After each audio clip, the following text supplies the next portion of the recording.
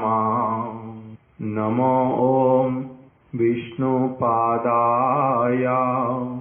राधिकायै प्रियात्मने श्रीमद् भक्ति वेदांत नारायण इति नामिने। श्री कृष्ण लीला कथने सुदक्षम् औदार्ये माधुर्ये गुणैश्च युक्तं वरं वरेण्यं पुरुषं महान्तं नारायणं त्वां शिरसा नमामि। वाञ्छाकल्पतरुभ्यश्च कृपा सिन्धुभ्य एव च पतितानां पावनेभ्यो वैष्णवेभ्यो नमो नमः। श्रीचैतन्य मनोभीष्टं स्थापितं येन भूतले स्वयं रूपा कदा मह्यं ददाति स्वापदान्तिकम्। श्रीकृष्ण चैतन्य प्रभु नित्यानंद श्री अद्वैत गदाधर श्रीवासादि गौर भक्त वृंद। हरे कृष्णा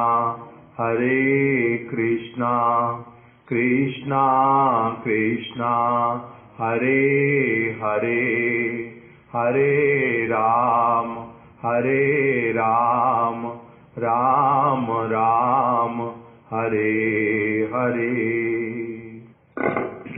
आचार्य केसरी श्री श्रीमद् भक्ति प्रज्ञान केशव गोस्वामी महाराज इस ग्रंथ में से जीव के स्वरूप से संबंधित जो विषय उसी को हम लोग श्रवण करते करते अभी प्राय उसके अंतिम चरण तक हम लोग पहुँचे हैं।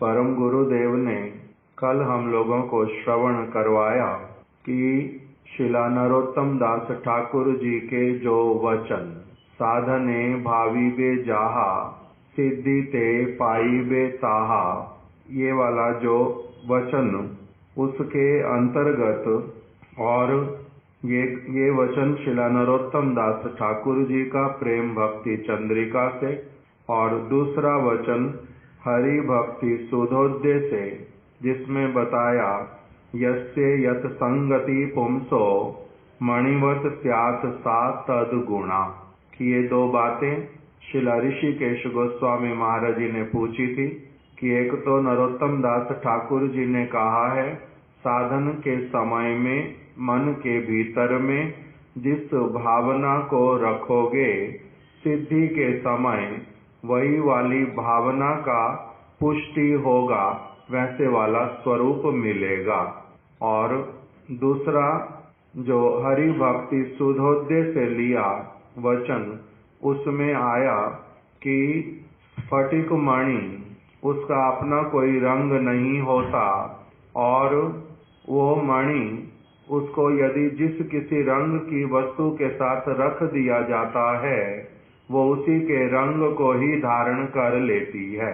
तो इससे भी यही अनुमान आता है दोनों बातों से कि जीवात्मा जो है वो भगवान ने ऐसी वाली ही बनाई है कि वो मणि की भांति बिल्कुल कैसी है, बिना किसी रंग की, और उसमें अपना कुछ भी नहीं है। जैसे वाला संग उसको मिलेगा वैसे वाला उसके अंदर रंग जो है वो चढ़ जाएगा। जैसे वाला एक व्यक्ति संग करेगा उसको साधन करने के समय में वही वाली भावनाएं आएंगी। यदि कोई व्यक्ति प्रत्येक दिन सालों भर साल भगवान रामचंद्र जी की कथा श्रवण करता जाएगा तो अपने आप से मन के भीतर में सब समय कौन सी भावनाएं रहेंगी? भगवान रामचंद्र वाली। बात करेंगे उनके विषय में बात निकलेगी, उदाहरण देंगे तो उनके वाले उदाहरण ही आएंगे। उसी प्रकार से यदि कोई व्यक्ति कृष्ण के भक्त का संग करेगा, द्वारिकाधीश कृष्ण के भक्त का संग करने से द्वारिका वाली सारी वस्तुएं विशेष रूप में मन के भीतर में चित्त में आ जाएंगी और उसी का ही अपने आप से क्या होगा, बातचीत करते हुए द्वारिकाधीश कृष्ण का ही वार्तालाप, उन्हीं के ही उदाहरण, उन्हीं का ही सारा कुछ आएगा। तो ये अगर कोई ब्रजेंद्र नंदन कृष्ण का वार्तालाप श्रवण करेगा, उनकी माता यशोदा नंद बाबा के साथ वाली कथाएं अथवा उनका गोपियों के साथ में रास विलास इत्यादि वाला लीला, या फिर उनका सखाओं के साथ में वन विचरण, वो सारा कुछ श्रवण अगर सब समय करता रहेगा तो चित्त के ऊपर किस वस्तु का प्रभाव पड़ेगा? अपने आप से उन सारी लीलाओं का उदाहरण भी वैसे वाले आएंगे। अगर थोड़ा बहुत कुछ हृदय के ऊपर छाप पड़ेगी तो वो भी उन्हीं सारी चीजों की ही पड़ेगी। तो इसीलिए इन दो वचनों के द्वारा क्या प्रतीत हुआ? एक तो साधने भाविबे जाहा, साधन के समय में, साधन का समय प्रारंभ कब हुआ? साधु संग हुआ। साधु संग होने से एक व्यक्ति ने सचमुच में इस उनका जो वास्तविक विषय वस्तु उसके साथ में उसका संबंध हुआ, संग हुआ, तब साधु संग प्रारंभ हुआ। तो वो साधु संग होने से क्या होना प्रारंभ होएगा? सारी की सारी जो प्रक्रिया जीव आत्मा के बद्ध अवस्था से निकलने की वो वाली प्रारंभ होएगी। साधु संग का लाभ यही। साधु संग का अर्थ सत वस्तु की ओर चित्त लगेगा, असत वस्तु छूटेगी। अज्ञान जो है वो हटेगा, पहले ज्ञान आएगा, ज्ञान प्रविष्ट होगा, अज्ञान अपने आप से दूर जाना होएगा। मेरी अच्छी वस्तुओं का मेरा अभ्यास प्रारंभ होएगा और बुरी वस्तुओं का अभ्यास मेरा जाना प्रारंभ होएगा। यही साधु संग से यही वाला होगा। अभी इस रस तत्व की बात को अगर हम अभी एक समय रख दें तो बाकी जो सारा कुछ है साधु संग से, वो सारा क्या होगा? जीवात्मा के विषय में कोई भी साधु अलग बात नहीं बोलेगा। भगवान के विषय में ये छोड़ देते हैं अभी कौन से वाले भगवान, स्वयं भगवान श्री कृष्ण या फिर रामचंद्र जी या फिर नरसिंह भगवान, ये वाली बात नहीं रख करके अगर केवल भगवान कहें, चाहे वो द्वारिकाधीश हो, चाहे वो भगवान राम हो, चाहे वो कृष्ण हो, तो जो भी व्यक्ति जिसको भी साधु संग मिलेगा, चाहे वो राम के भक्तों वाला संग हो या फिर द्वारिकाधीश के भक्तों का संग हो या कृष्ण के भक्तों का संग हो, तो सबको ही बहुत सारी बातें जो हैं वो वाली तो कॉमन ही सारी की सारी सीखनी होंगी। उसमें काम क्रोध लोभ मोह मद मात्सर्य सभी के लिए क्या है? अनर्थ है। असदाचार सबके लिए ही वर्जित है। सद आचरण करना है, ये भी सबके लिए है। सभी तो वही की वही वस्तुएं ही पालन करते हैं, क्योंकि सबका आधार जो है वो क्या है? वेद, भागवत, गीता, रामायण, यही तो आधार है। भगवान रामचंद्र जी की प्रमाणिक जो सारी की सारी वस्तुएं वो कौन कहाँ से लेंगे? वाल्मीकि रामायण में से। भगवान श्री कृष्ण की सारी जो प्रमाणिक वस्तुएं लेंगे वो कहाँ से लेंगे? भागवत में से। और श्री चैतन्य महाप्रभु का सब कुछ लेंगे तो वो कहाँ से लेंगे? चैतन्य भागवत, चैतन्य चरितामृत में से। और अगर इन्हीं वस्तुओं का ही राम के भक्त रामायण वाला और कृष्ण के भक्त भागवत वाला, महाप्रभु के भक्त चैतन्य चरितामृत का जो सारा कुछ इनके वाला ग्रहण करेंगे वो तो होगा विशेषता, किंतु बाकी सबका जो आधार है वो क्या है? वेद, उपनिषद इत्यादि। उसी में ही जीवात्मा की इस जगत में आने की बात, उसका माया के चंगुल में फंसने का बात, उसका स्वरूप, उससे निकलना किस प्रकार से, शुद्ध स्वरूप में स्थित कैसे होना, ये सारी की सारी चीजें, सबका जो आधार है वो कौन से वाला है? वेद, उपनिषद इत्यादि। उसमें किसी का कोई अंतर नहीं आ सकता। और जो सारे प्रमाणिक वस्तुएं, उसी में देखने पर जो सारा सदाचार पालन करना, इस जगत में रहते हुए किस प्रकार से जीवन यात्रा का निर्वाह करना, वो सबके लिए कॉमन है, उसमें कहीं पर कोई भी अंतर नहीं है। तब फिर साधने भावीबे जाहा, सिद्धि ते पाईबे ताहा, वो साधन वास्तविक रूप में कब प्रारंभ होता है, उसी के लिए ही परम गुरुदेव ने यहाँ बतलाना प्रारंभ किया कि वो साधन जो कि हमारे सिद्ध स्वरूप के साथ में, सिद्ध स्वरूप के आभास के मिलने पर जब वो प्रारंभ होगा, उसको शिला नरोत्तम दास ठाकुर इंगित कर रहे हैं। जो साधन आदौ श्रद्धा, ततो साधु संग, भजन क्रिया, अनर्थ निवृत्ति, निष्ठा, ये जो सारी स्टेजेस, इसमें कहाँ पर ला करके खड़ा करेगा एक व्यक्ति को सब कुछ? चाहे वो शुद्ध कृष्ण के भक्त का संग हो, शुद्ध राम के भक्त का संग हो, वो ला करके कहाँ खड़ा करेंगे? भगवान के प्रति अगाध श्रद्धा, शास्त्र के वचनों में दृढ़ विश्वास, साधु, फिर आदो श्रद्धा, साधु संग करो। क्यों? क्योंकि बद्ध जीव हो, अपनी आप से भगवान की ओर नहीं जा पाओगे।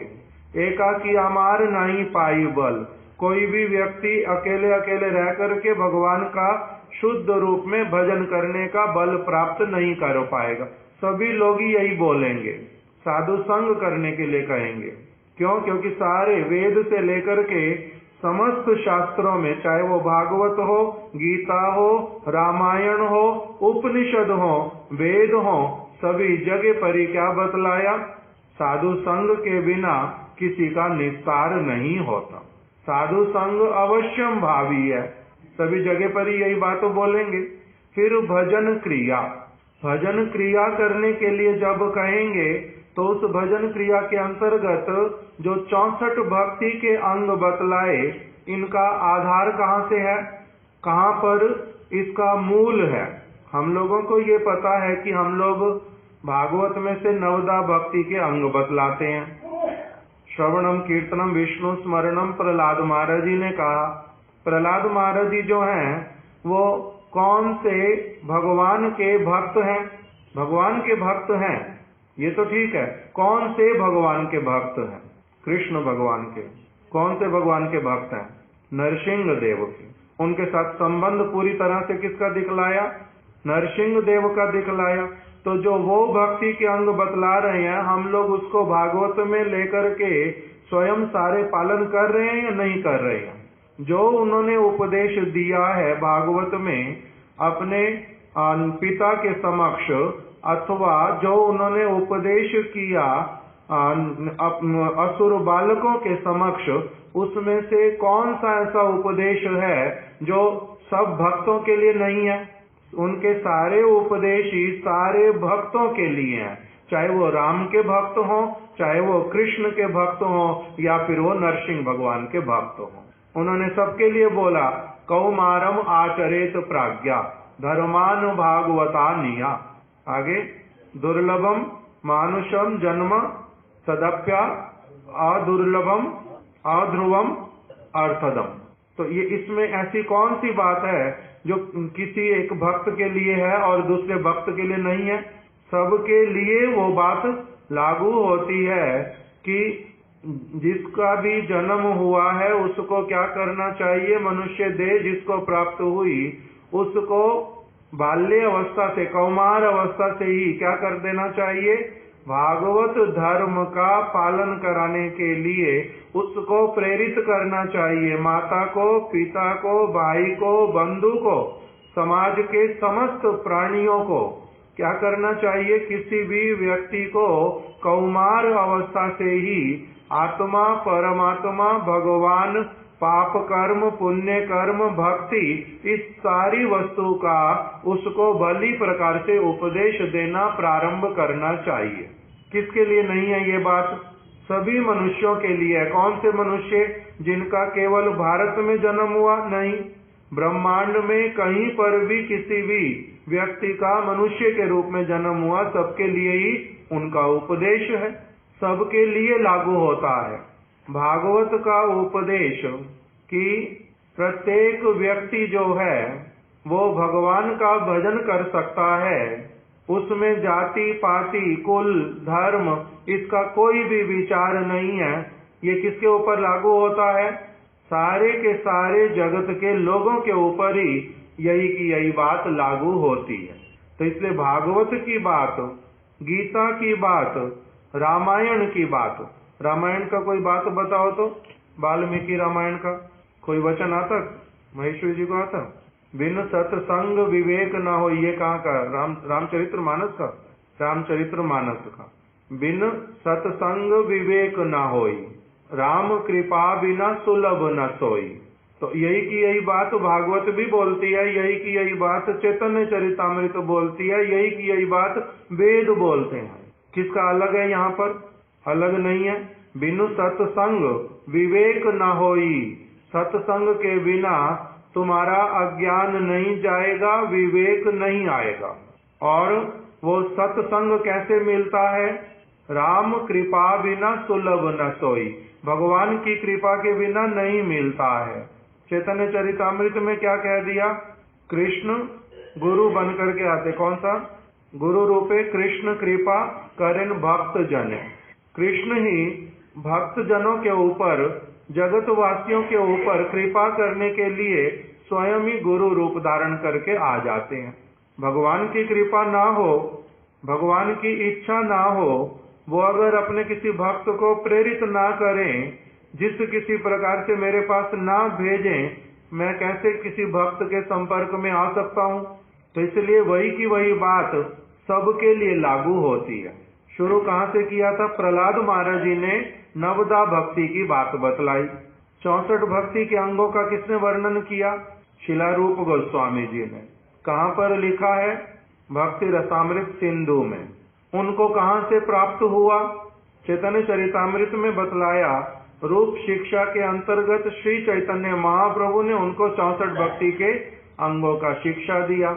महाप्रभु की कोई भी बात ऐसी वाली होएगी जो कि वेद में, उपनिषद में या भागवत में ना हो, नहीं होगी। सारा कुछ का आधार जो है, सारी वस्तुओं का लिंक पूरा का पूरा वेद वही कहेंगे, उपनिषद वही कहेंगे, भागवत वही कहेगा, महाप्रभु भी वही बोलेंगे। किंतु उसमें से केवल जो रस उपासना वाली वस्तु, उसी को उन्होंने वहीं से लेंगे, किंतु और वही उनका स्पेशलिटी होगा। वाल्मीकि जी वेद की बात को छोड़ करके कुछ बोलेंगे ऐसा नहीं है। भागवत जब लिखी उसमें वाल्मीकि जी के रामायण को प्रमाणित कह करके वहां पर स्वीकार किया श्री वेद व्यास जी ने, भगवान की बात बोली है वहां पर पूरी तरह से। तो इसीलिए जो 64 भक्ति के अंगों की बात बतलाई, वहां पर भी बोल दिया भक्ति के अंग कितने हैं ऐसे? अनंत। 64 को तो केवल गिन दिया, भक्ति के अनेक अंग। जो व्यक्ति ये 64 भक्ति के अंग, नवदा भक्ति के अंग पालन करते हुए चलेगा, उसको अपनी आप से उसके भीतर में और बहुत सारे अंगों का स्वतः ही शिक्षा प्राप्त होता जाएगा, वो उसी को अपनी आप करते हुए जाएगा। शास्त्र में कितनी बात, भगवान अनंत है, हरि अनंत, हरि कथा अनंता। भगवान अनंत हैं। अनंत का मतलब जिसका पार कोई नहीं पा सकता, जो अंत रहित है, सीमा रहित है। उसी प्रकार से उनकी सेवा की बातें, उनके साथ संबंध की बातें, ये सारा कुछ क्या है? बहुत विस्तृत है, आनंद अनंत है। उनको कुछ एक शास्त्रों के भीतर में लिख करके संपूर्ण नहीं बताया जा सकता। जो शास्त्र में बताया वो कितना है? जो भगवान के विषय में बतलाया जा सकता है, उनसे जो संबंध युक्त वस्तु है, उसका एक बिंदु मात्र केवल इंगित के रूप में शास्त्र में बता दिया जाता है। उससे अधिक बताना संभव होता नहीं। इसलिए जो भगवान की वार्ता है वास्तविक रूप में, वो तो अनंत है। तो अभी जो भक्ति के अंगों का वर्णन, वो नवदा भक्ति हो, 64 प्रकार की भक्ति हो, 5 प्रकार की भक्ति का जो चैतन्य महाप्रभु ने बोल दिया, और उन 5 में से भी फिर पहला जो हरि नाम संकीर्तन, उसको जो सर्व प्रधान कह दिया, ये सारे के सारे अंग सभी लोग ही पालन करते हैं। ये सभी लोग पालन करते हैं। साधु संग, नाम कीर्तन, भागवत श्रवण, मथुरावास, श्रद्धाए श्री मूर्ति सेवन, कौन से ऐसे भक्त हैं जो पालन नहीं करते? साधु संग पहले सुना करते हैं। किसी के कोई राम भक्त का संग करेगा, कोई द्वारिकाधीश के भक्त का, अथवा कोई कृष्ण के भक्त का साधु संग। नाम कीर्तन, ये जो भक्त हैं सारे, शुद्ध राम भक्त, शुद्ध कृष्ण भक्त, शुद्ध जो द्वारिकाधीश के भक्त, इनमें से कोई भी ऐसा नहीं मिलेगा। वैष्णव संप्रदाय का तो छोड़ दो, बाहर के लोग भी, वो भी कभी भी ये नाम संकीर्तन इत्यादि, भले कोई भी नाम क्यों ना लें, नाम करते ही करते हैं।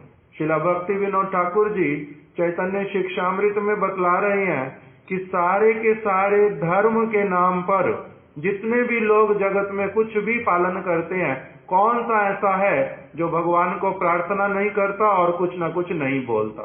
सभी बोलते हैं, और उसी का नाम क्या है? नाम संकीर्तन। सभी करते हैं, साधु संग, नाम संकीर्तन। तीसरा भागवत श्रवण। भागवत श्रवण हमने कह दिया, वही भागवत में जो सारा कुछ कहा गया है, वो भागवत क्या है? निगम कल्प तरोर गलितम फलम शुक मुखाद अमृत द्रव संयुक्तम पिबत भागवतम रसम आलयम मुहुरहा रसिका भुवि भावुका। भागवत सुनने के लिए कहा। भागवत है क्या अपने आप में?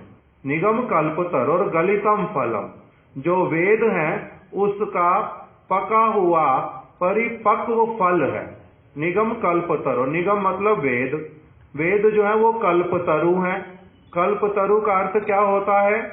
एक ऐसा वाला अप्राकृत अद्भुत वृक्ष जिसके द्वारा अप्राकृत जगत का सारा जो वस्तु है वो प्राप्त होता है। इस जगत का कल्पतरु नहीं है वो, निगम कल्पतरु, अप्राकृत कल्पतरु, निगम कल्पतरु और गलितम फलम, उसका बड़े सुंदर परिपक्व फल जो है वो श्रीमद् भागवत है। गलितम फलम, पका हुआ। शुक मुखाद अमृत द्रव संयुक्तम, उसमें शुकदेव ने भी, शुक ने अपने मुख को लगा करके उसको और भी बड़ा मधुर बना दिया है।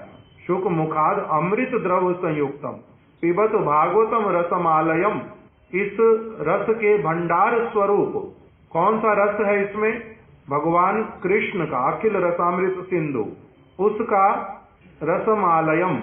मुँह रहा रसिका भुवि भावु का ये रस का भंडार है श्रीमद् भागवत। इसको क्या करो?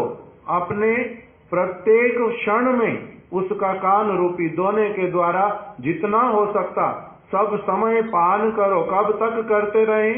कभी तो छोड़ देंगे, तो कहते नहीं, जब तक मृत्यु सामने आके उपस्थित नहीं हो जाती तब तक इसका पान करते रहो।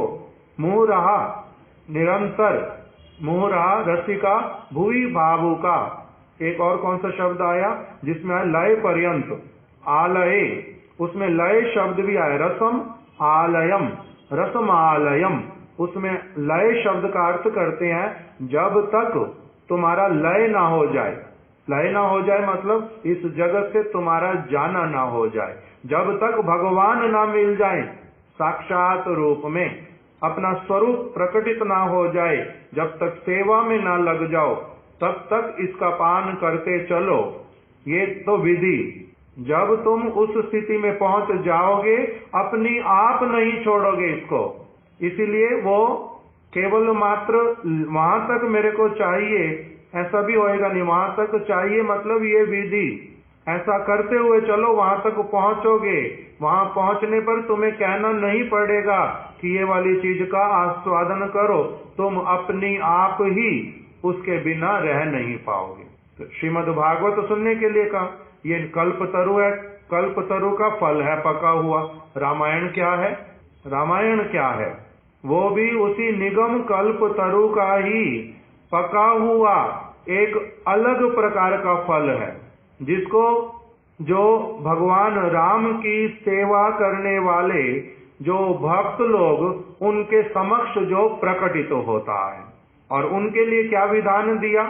वो अपने लय पर्यंत और उसके बाद में भी अपनी आप ही करते रहेंगे। जिनका साकेत में धाम में स्वरूप का प्राप्ति होगा, वो भी क्या करेंगे?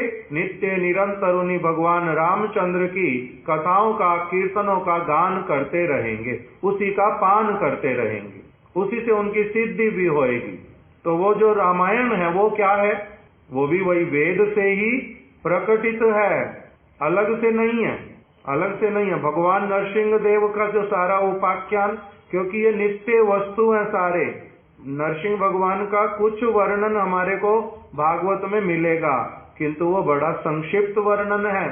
भगवान नरसिंह का और बहुत सारे स्थान हैं, नरसिंह तापनी इत्यादि, हरि भक्ति सुदोद्य, प्रहलाद महाराज जी का जहाँ पर अलग अलग प्रकार का चरित्र का वर्णन आएगा, बहुत सारा इतिहास अलग अलग ग्रंथों में। वो सारे कहाँ से आए? कुछ उपनिषद में है, कुछ पुराण में है। उसका मूल जो है वो वेद से ही है। फिर निगम कल्पतरु वहीं से आता है। तो इसीलिए जो साधने भावीबे जाहा सिद्धि ते पाईबे ताहा, अब जो ये वाली बात आ रही है, साधन किसका किसका शुरू हुआ? आदो श्रद्धा, ततो साधु संग, भजन क्रिया, चाहे वो राम के भक्त हो चाहे नरसिंह के, उनकी भजन क्रिया है या नहीं है? शुद्ध रूप वाली। विकृति जहाँ पर आ जाए वो अलग हो गया, किंतु सबके लिए ही भजन क्रिया है। गुरु पदाश्रय सभी करते हैं। मधु संप्रदाय के भक्त करेंगे, श्री संप्रदाय के भक्त करेंगे, और सनक संप्रदाय के करेंगे, विष्णु स्वामी संप्रदाय के करेंगे, सभी लोग करेंगे। गुरु पदाश्रय सभी करते और शिक्षा और दीक्षा सभी लेते, और फिर उसी में आगे विश्राम में न गुरु सेवा सभी करते हैं। फिर भगवान की कथा को श्रवण करना, साधुओं का संग करना, साधु की सेवा करना, निर्मल चरित्र रहना, तुलसी के चरणों में प्रणाम करना, तुलसी में जल देना, सभी लोग ही करते हैं। कोई ऐसा नहीं है जो नहीं करता, वही का वही। तो अब फिर उनमें और हमारे में जो अंतर आना प्रारंभ होता है मुख्य रूप में, वो कहाँ पर आता है अंतर? मुख्य रूप में जहाँ पर अंतर आता है, भले ही मैं कृष्ण की कथा सुनता हूँ चाहे राम जी की सुनता हूँ, आचरण में प्राय भक्ति के सारे अंग आ रहे हैं। परिवर्तन जहाँ पर प्रारंभ होता है उसका नाम क्या है? रुचि। निष्ठा तक अलग प्रकार की स्थिति, आदौ श्रद्धा, ततो साधु संग, ततो भजन क्रिया, अनर्थ निवृत्ति, वहां से उसके बाद आएगा निष्ठा। निष्ठा से क्या प्रारंभ होगा? रुचि। रुचि जब आएगी, वहीं पर ही किस चीज के प्रति रुचि आनी प्रारंभ हुई? उस समय एक व्यक्ति का अपनी आप से कुछ और परिवर्तन होता है, नहीं तो भगवद इच्छा से अपनी आप से उनको ऐसा विशेष संग मिल जाता है जिससे उनका परिवर्तन होना नहीं होना, रुचि का विशेष रूप में किस तरफ जाना, वो सारा प्रारंभ होता है। तो इसलिए जो वास्तविक साधन प्रारंभ होता है जब, तो वो उस प्रकार की स्थिति में जा करके, उसमें भी फिर वैदी वाली रुचि के साथ में अथवा रागानुगा वाली रुचि के साथ में, वो सब अलग विचार आगे जा करके। तो इसी में यहाँ पर जो बात लागू हो रही है, परम गुरुदेव कह रहे हैं, साधने भावी बे जहा सिद्धि ते पाई बे ताहा, ये रुचि के आभास के आने पर, उसका प्रकटित होने पर गुरुपाद पद्म उसको लक्षित कर लेंगे। जैसे हमने पहले सुन लिया, हृदय चैतन्य जी ने लक्षित कर लिया। किसके लिए? विजय कुमार और ब्रजनाथ के लिए।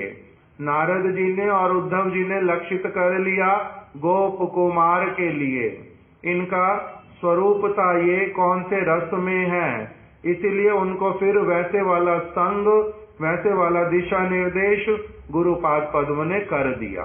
तो इसीलिए उस अवस्था में जब रुचि जो है दिखलाई पड़ेगी, रुचि के आगे का क्या आएगा? आसक्ति आएगी। उसी में फिर एक व्यक्ति के अपने स्वरूप का आभास बड़े स्पष्ट रूप में मिलने लगेगा, और उसको उसके गुरुपाद पद्म उस समय क्या करेंगे? उसको उस प्रकार का सारा सुयोग सुविधा, भले ही उसमें क्या परम गुरुदेव ने बताया कि उसको दीक्षा गुरु, श्रवण गुरु अथवा शिक्षा गुरु उस समय साधक के हृदगत लक्षणों को देख के उसे भजन मार्ग में उन्नति के लिए एकादश भावों को प्रदान करते हैं।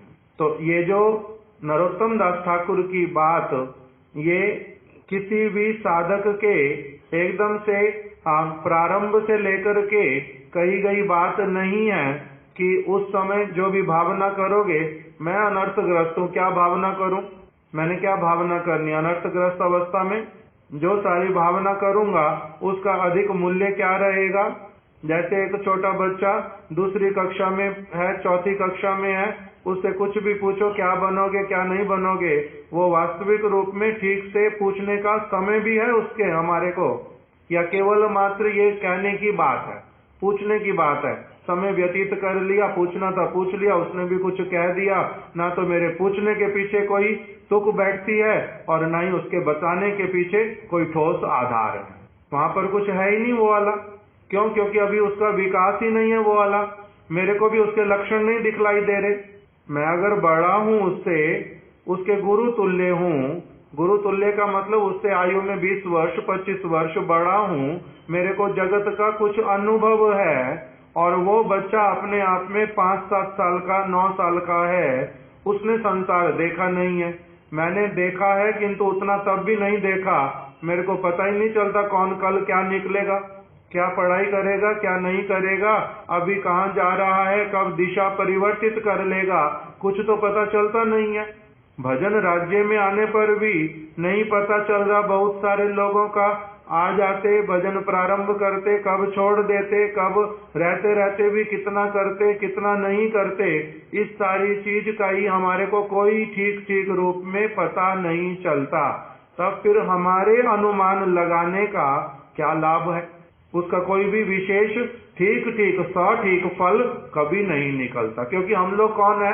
हम लोग दूरदर्शी नहीं है, हम लोग अदूरदर्शी, दूरदर्शी नहीं है, यही बात है ना। हम लोग दूरदर्शी नहीं है। दूसरा, हम लोग सर्वज्ञ नहीं है। कौन से चीज में से क्या निकलेगा, किसका क्या स्वरूप होगा, ये आगे जाएगा भी नहीं जाएगा, पढ़ेगा भी नहीं पढ़ेगा, आज बोल रहा ये बनूंगा, कल क्या कहेगा, कौन क्या जानता है। तो इसलिए मेरा कहना या उनका कहना उस समय क्या हो जाता है? फालतू की बात। इसीलिए प्रभुपाद जी, भक्ति विनोद ठाकुर इत्यादि वो बाबा जी लोगों के लिए आपत्ति करते हैं बार बार कि उनके पास में कोई भी नया व्यक्ति आएगा, 2 दिन 4 दिन हुए नहीं, उसको कहेंगे हम तुम्हारे को दीक्षा देंगे और साथ ही साथ में तुम्हारा मंजरी वाला स्वरूप ये है, तुम्हारा नाम ये है, तुम्हारी सेवा ये वाली है, तुम ऐसे बैठ करके मानसिक चिंतन करो। तो इसलिए कहते वो होएगा नहीं। यद्यपि वो लोग तर्क देते हैं कि गुरु ऐसे ही नहीं बोल देते, गुरु सर्वज्ञ होते हैं, वो पहले से देख लेते हैं, इसीलिए उसी के अनुसार बतलाते हैं। भले इसका आज ये स्वरूप प्रकटित हो या 10 जन्म के बाद हो, किंतु गुरु ने जो बतलाया वो झूठ नहीं बतलाया है। तो हमारे प्रभुपाद जी भक्ति विनोद ठाकुर जी कहते हैं कि अगर एक बार के लिए ये मान भी लिया जाए, ऐसे तो अधिकांश भंड गुरु हैं, अधिकांश भंड गुरु, किंतु अगर कोई मान लिया जाए कि वास्तविक गुरु, सर्वज्ञ गुरु सारा कुछ देख भी लेता है तो भी क्या ये वास्तविक रूप में शोभा देता है कि किसी एक व्यक्ति के द्वारा जगत में भी अपने बच्चे को उसके विवाह के उपरांत उसको किस किस प्रकार की चीजें अपने जो है पति या पत्नी के साथ में कैसा संबंध रखना, उसको वो 6 महीने की अवस्था में बतलाना प्रारंभ कर देगा। अगर उसको उस प्रकार की सारी बातें उस समय करेंगे तो उसका जो डेवलपमेंट कितना होगा और वो उस वस्तु का कितना वास्तविक रूप में मूल्य दे पाएगा, वो उस वस्तु का दुरुपयोग करेगा, कदर्थ करेगा, कभी भी ठीक वस्तु समझ नहीं पाएगा। तो इसलिए निषेध किया। तो यहाँ पर जो नरोत्तम दास ठाकुर जी के वचन साधने भावीबे जाहा सिद्धि ते पाईबे ताहा, ये सबके लिए नहीं है। अरे गहरे नथु खैरे जिसका अभी कुछ शुरू भी हुआ नहीं है उसके लिए कि अभी मैं साधन की अवस्था में जो पालन करूंगा मेरे को सिद्धि में वही मिलेगा। तेरा साधन ही कहाँ शुरू हुआ भाई? कौन सा साधन? तू 24 घंटे रहता है माया के चंगुल में। जो तू भगवान के साथ में थोड़ा बहुत कुछ कहता भी है करने के लिए, वो तू करता है अपने प्राकृत जगत वाले मन, जगत वाली आंखें, जगत वाले हाथों के साथ में। तेरा कहाँ साधन शुरू हुआ? तेरी तो भक्ति शुरू ही नहीं हुई है। भक्ति शुरू होती है अप्राकृत इंद्रियों से। भक्ति का संबंध है अप्राकृत वस्तु के साथ में। तो इसलिए तेरा साधन जो है वो अलग अवस्था में होगा।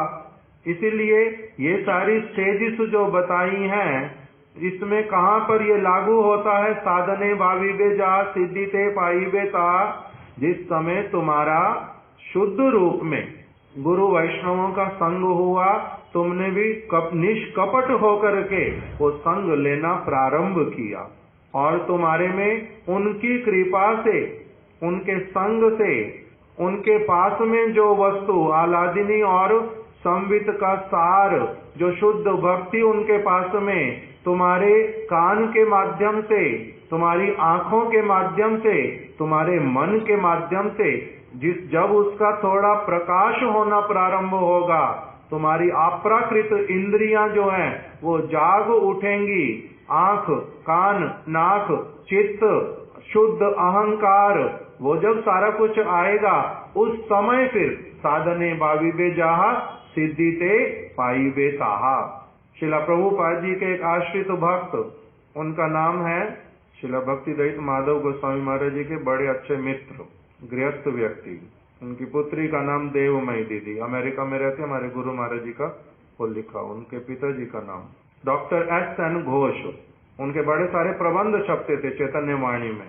वो डॉक्टर S.N. घोष, उन्होंने प्रभुपाद जी का जो प्रणाम मंत्र उसको बड़े अच्छी तरह से विस्तार करके लिखा कि ये सारा प्रणाम मंत्र लिखते समय प्रभुपाद जी के आश्रित भक्तों की भावनाएं क्या थी। जो क्या प्रणाम मंत्र?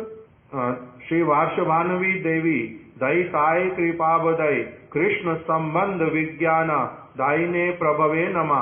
इस सारी चीज को उन्होंने बड़ा विस्तृत रूप में वर्णन किया।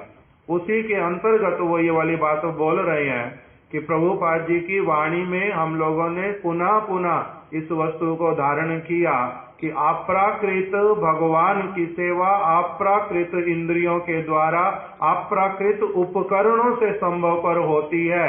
जब किसी का ये वाला अवस्था अगर प्रारंभ भी हो जाए तब उसको कहते हैं ये साधक के रूप में, शिष्य के रूप में अभी प्रतिष्ठित होने के लिए अग्रसर हुआ, नहीं तो नहीं हुआ।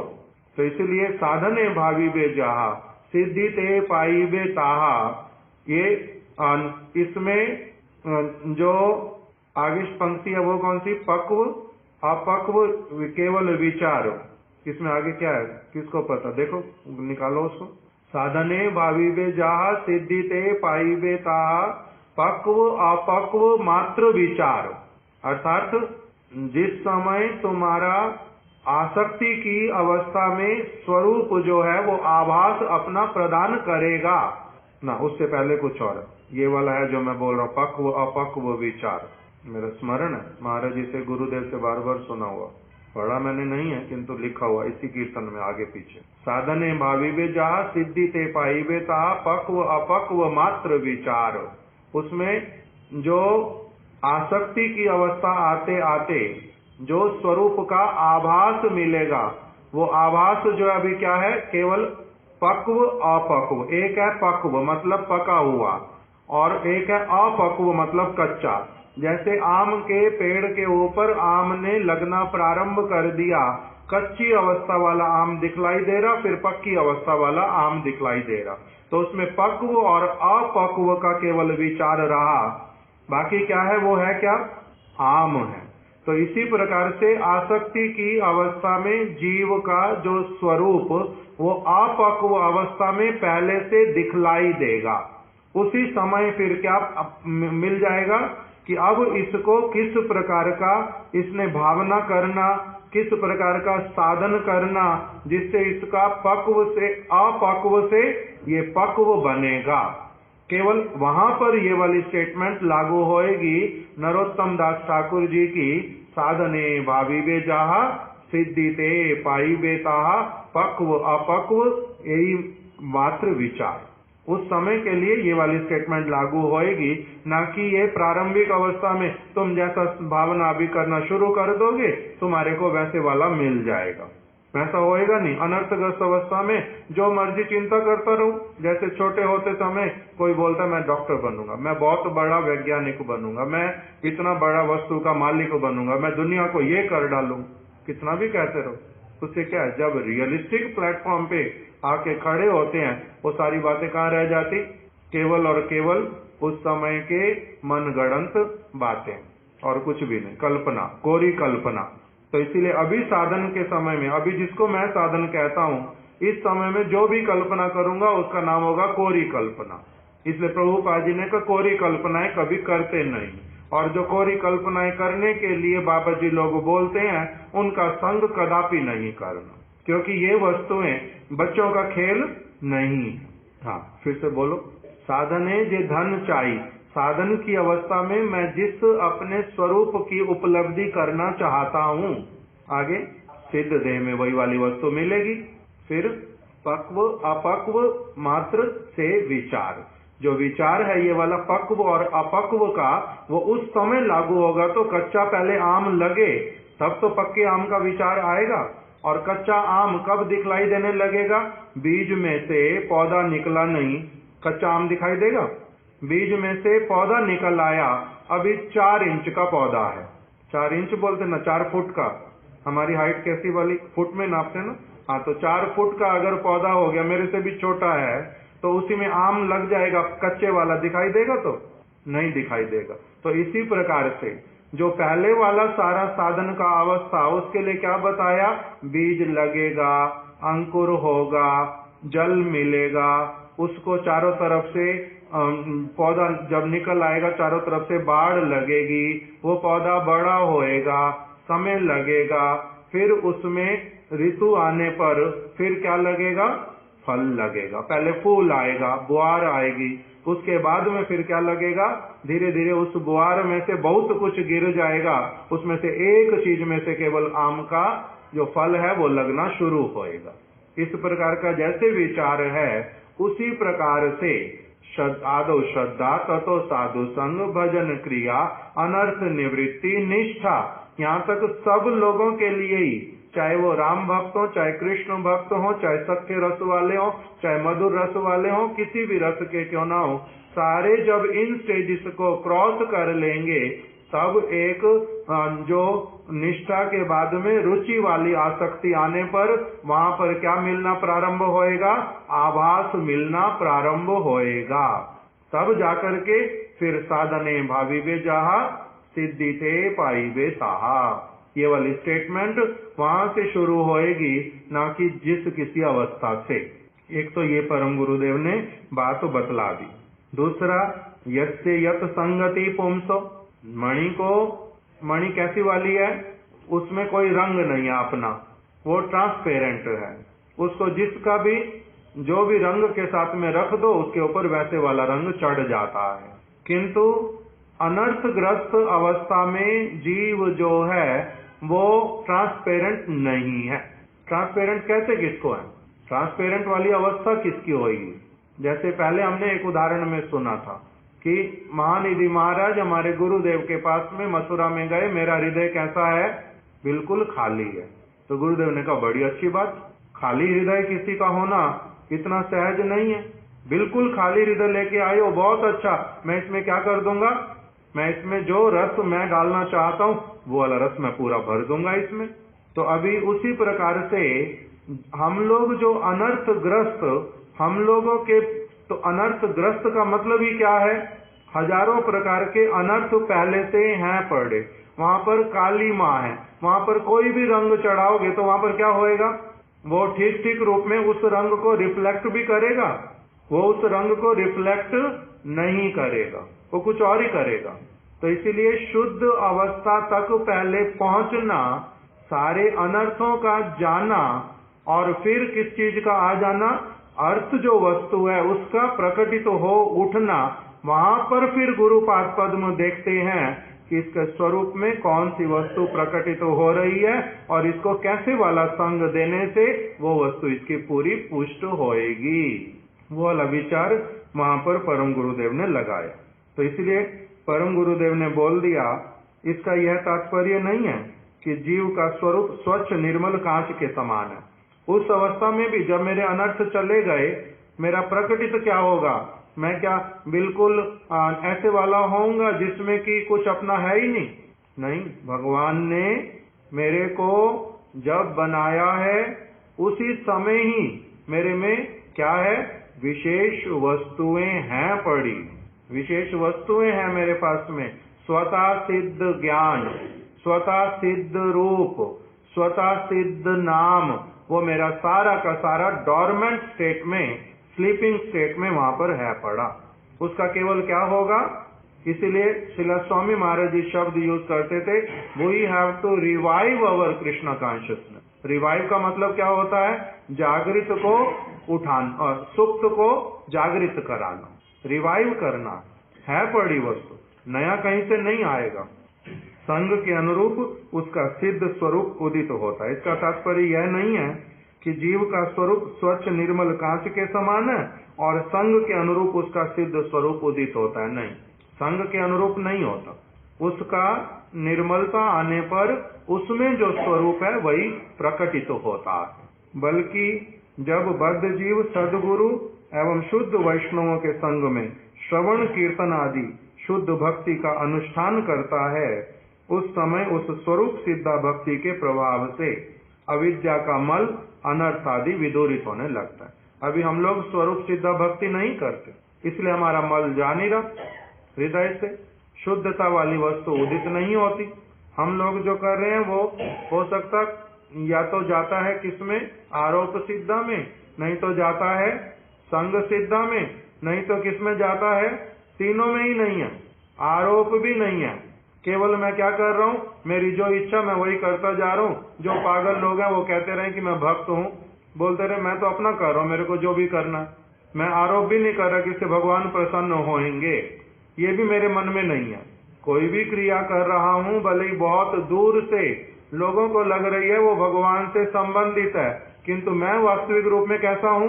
मेरा उतना भी कंसर्न नहीं है। तो वो किस में आएगा? आरोप सिद्धा में, न संग सिद्धा में, वो किसी में भी नहीं आएगा। वो उससे भी नीचे कुछ और है, वो कुछ और है। तो इसीलिए जब स्वरूप सिद्धा भक्ति एक व्यक्ति करेगा, उसके मल अनर्थ निवृत्त हो, दूर होंगे और जीव का स्वरूपगत लक्षण आभास के रूप में उदित होगा। ऐसे साधकों के लिए रूप गोस्वामी जी ने क्या बोला है? वहां पर कहा है स्वजाति आश्रय स्निग्ध। हमारे लिए अब हम अगर कहें कि रघुनाथ दास गोस्वामी वाली बात, वो कह रहे हैं कि अगर मेरे को कृष्ण भी कहीं पर बुलाए ना, मैं नहीं जाऊंगा। कौन सी अवस्था में ये बात बोलेंगे? मैंने सुन लिया और अनर्थग्रस्त अवस्था में, और मैं अभी से क्या कहता हूँ? मैं राधा रानी का भक्त हूँ, कृष्ण जो कहते रहे मेरे को नहीं सुनना। ये तो साक्षात रूप में भी बोलेंगे तभी नहीं सुनूंगा। गीता इत्यादि को मैंने उनकी क्या सुनना है? मेरा कोई लेना देना नहीं गीता से। तो क्यों? क्योंकि मैं अनर्थग्रस्त अपक्व अवस्था में, बहुत छोटी सी अवस्था में सेक्सुअल लाइफ की बातें मैंने सुन ली, तो इसलिए मेरा आंसर होगा, मेरी जो क्रियाएं होंगी वो कैसी वाली होंगी? बिल्कुल व्यर्थ की। इसलिए ये केवल उनकी अवस्था की बात, वो कह रहे हैं कि मैं यहाँ पर ब्रज में ग्राम्य वार्ता करके रह जाऊंगा, संसार के लोग मेरे से बात करेंगे, स्त्री की, पुरुष की, जमीन की, जायदाद की, बच्चों की, मैं वो सारी बातें करते हुए रह जाऊंगा, ब्रज को एक मुहूर्त भी मरते दम तक छोड़ करके नहीं जाऊंगा, चाहे जो मर्जी हो जाए। तो इसके लिए श्रील माधव गोस्वामी महाराज पत्र में लिख रहे हैं अपने शिष्य के लिए। वो कह रहे हैं मैं राधा कुंड पे ही रहूंगा, मैं राधा कुंड को छोड़ करके कहीं नहीं जा सकता। तो श्रील माधव गोस्वामी महाराज ने उत्तर दिया, मैं स्वप्न में भी कभी नहीं सोच सकता कि तुम्हारा राधा कुंड के साथ में कोई सचमुच में प्रीति है, तुम्हारा कोई संबंध है। मैं स्वप्न में भी इस विचार को कह रहे मैं स्वप्न में भी इस विचार को मान नहीं सकता। बद्ध जीव का ये संभव पर कहाँ? ये जो अवस्था आती है, रघुनाथ दास गोस्वामी बोल रहे हैं, वो उनकी भावमय अवस्था से प्रेममय अवस्था में पहुंच करके वो अलग तरह की स्थिति में कुछ बोल रहे हैं, और बद्ध जीव वही की वही बात रिपीट करेगा, उसका क्या लाभ है? अंदर से कुछ नहीं है, बाहर में कुछ और है। जैसे इसको साधारण जगत के उदाहरण से बतलाता हूँ। सिद्धांति महाराज जी के पिताजी, उनके घर पर एक नौकर आया, छोटा सा बच्चा, 12-13 साल का होगा, छोटा सा था। तो अभी वो हर रोज जब रात को आते हैं घर पे, खाना खाने के लिए बैठेंगे, सबसे पहले पूछते उसने खाना खाया नहीं खाया? तो नहीं, अभी उसने नहीं खाया। तो पहले उसको खिलाओ। क्यों? छोटा बच्चा दूसरे के यहाँ पर आकर के मांग भी नहीं सकता, हम जब तक नहीं कहेंगे खा नहीं सकता। तो इसीलिए, और उसको अगर भूख भी लगी हो, वो तो हमारे को देता रहेगा, किंतु अंदर दुखी होएगा, मेरे लिए क्या बचेगा क्या नहीं, इसलिए पहले उसको दो। तो बार बार ये बातें बोलते हैं। कभी कभी बोलते हैं वो रात को काम कर रहा है, तो सारा दिन थक गया होगा, कल सुबह करियो, जा चुपचाप सो जा, वो बोल देते हैं। तो कभी वो बच्चा मान भी लेता, कभी कहता नहीं अभी थोड़ा सा करके छुट्टी, जो भी उनका वो तो अलग हो गया। अभी वही की वही बात जो उसके पिताजी बोलते हैं, वही उनके घर में छोटा सा बच्चा जब 8-10 साल का हो गया, पोता उनका, वो भी मेरे को ना बड़ा तरस आ रहा है, ये बेचारा बड़ा काम कर रहा है, उनकी बात की केवल नकल करके वो उस बात को बोल रहा है, किंतु हृदय में वो वाली फीलिंग आ सकती है 8-7 साल के बच्चे की, ना 10 साल की। और कभी बोल दिया ऐसा 1 बार 2 बार मेरे सामने, बाद में उससे कुछ काम करा रहा, मैंने कहा कि ये थक गया, तो क्या वो थक गया, पैसे नहीं देते हम लोग क्या इसको, काम करेगा कैसे नहीं? तो एकदम से अलग स्टेटमेंट क्यों आती है? क्योंकि अंदर से उस वस्तु के साथ में संबंध नहीं हुआ है, केवल नकल करने से ही होता नहीं। इसी प्रकार से रघुनाथ दास गोस्वामी की बात, प्रबोधानंद सरस्वती पाद की बात, वो किस अवस्था में क्या कह करके किसको क्या लक्ष्य कर रहे हैं, उनकी भाषा को समझना, कहाँ बड़े बड़े श्रील स्वामी महाराज जी बोलते हैं जो मुक्त पुरुष हैं उनके लिए भी उनकी बात को समझना संभव नहीं है। मुक्त पुरुष किसको कहते हैं? मुक्त पुरुष किसी भी संप्रदाय का, वो कह रहे हैं कोई मुक्त पुरुष क्यों ना हो, वो रघुनाथ दास गोस्वामी के चित्त की अवस्था को वो पकड़ तक भी नहीं सकता, समझने की तो बात ही क्या है, कैसे समझेंगे? तो हमने क्या किया, हम तो रघुनाथ दास गोस्वामी के भक्त हैं, उन्होंने कहा है मेरा ब्रजवास से क्या लाभ, मेरा शरीर धारण करने से क्या लाभ, कृष्ण से भी मेरा क्या लेना देना, कृष्ण अगर कहीं पर भी होंगे मैं तो वहां जाऊंगा ही नहीं, उनके दर्शन करने भी नहीं जाऊंगा, मेरे को उनकी बात भी नहीं सुन। बोलने से क्या हो जाता है? वो भूमिका, वो हृदय का स्तर, भजन की वो पराकाष्ठा, वहां तक नहीं पहुंचने पर, उससे पहले कहने पर उल्टा दोष भी होती हैं चीजें, मैं अपना हानि भी उठाता हूं। जैसे एक बार हम लोग जगन्नाथपुरी में थे, ये बात है 94 की, उस समय सिद्धांति महाराज नहीं गया था जगन्नाथपुरी में, पहली बार गया था, वो दूसरी बार मेरे साथ गया। पहली बार जब गया था, गुरुदेव वहां पर सिंगानिया जी के घर पर रुके हुए, घर तो नहीं था, क्या बोलते पता नहीं, जो भी उनका फार्म हाउस जैसा, वहां गुरुदेव रुके हुए, बहुत सारे भक्त लोग वहां पर थे, मैं भी वहां पर गया था। तो अभी गुरुदेव के साथ में नए नए लोग जुड़े, और किसी ने हरि नाम लिया, किसी ने दीक्षा लिया, 2-4 महीने 5 महीने गुरुदेव के संग में आए। वो परिवार भी वहां पर आए हुए थे, मिस्टर मोदी का परिवार, दुग्गल जी का परिवार, सहगल जी का परिवार, रामचंद्र प्रभु जी का परिवार, ये सभी लोग वहां पर उपस्थित थे, सारे लोग वहां पर। अभी गुरुदेव उस समय सारी कथा जो है अधिकांश सुनाते थे कि वैदिक भक्ति वाली कथाओं से रागानुगा भक्ति का क्या अंतर, वो सारा सुनाते थे। क्योंकि हम लोगों के अलग विचार से जो सुनते आए थे, गुरुदेव ने महाप्रभु का क्या विचार, हमारे संप्रदाय का क्या विचार, वो सारा जोर करके समझाना शुरू किया। वो हम लोग सारी सुनते थे कथा। तो उसमें जो सिंगानिया जी का घर, वो बिल्कुल ना, घर तो थोड़ा सा दूर है, हमारा नीलाचल गौड़िया मठ बिल्कुल पास में, मठ वो थोड़ा सा स्थान दूर था। जैसा भी हो, तो वहां पर दर्शन कराने के लिए गुरुदेव लेकर के जाएंगे, स्वयं साथ में जाएंगे चलते हुए बीच से। तो उस दिन गुरुदेव ने, एक दिन गुरुदेव ने कहा कि हम लोग श्रीला हरिदास ठाकुर जी की समाधि पे जाएंगे। सबने सुन तो लिया। अभी गुरुदेव तो अपना कक्ष में चले गए, जाने का समय अभी बाद में है। उससे पहले ही बातचीत शुरू हो गई। जो नए नए लोग, उसमें से एक व्यक्ति क्या बोलता है, गुरुदेव को आज क्या हो गया पता नहीं, नामाचार्य हरिदास ठाकुर ये तो ब्रह्मा जी हैं, हमारे को इनकी समाधि से क्या लेना देना।